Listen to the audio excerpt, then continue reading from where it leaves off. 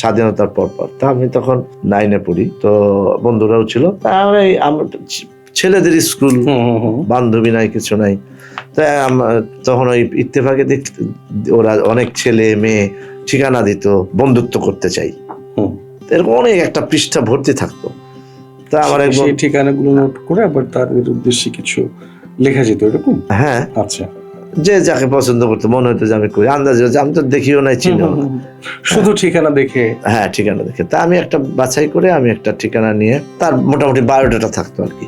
তো আমি একটা নাম সিলেক্ট করে আমি একটা চিঠি লিখলাম একটা মেয়েকে।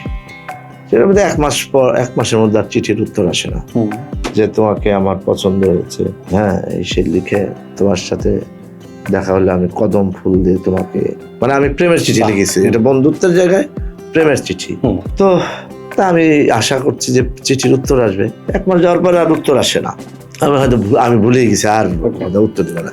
1 মাস পর দিয়ে আমার বাবা হাতে চিঠিটা গেছে, তো পাশে তো প্রেরক প্রাপক থাকে, তো প্রেরকের নাম তো ওই মেয়ের একটা চিঠি আবার আমাকে, ফিরতি চিঠিটা 1 মাস পরে আসছে, সেক্ষেত্রে এটা আব্বার হাতে পড়ে গেছে। আচ্ছা, তো আমি এটা পড়ার পরে আব্বা দেখি আমার চিঠিটা দিল, বলে যে এই জন্য তুমি খারাপ রেজাল্ট করেছো।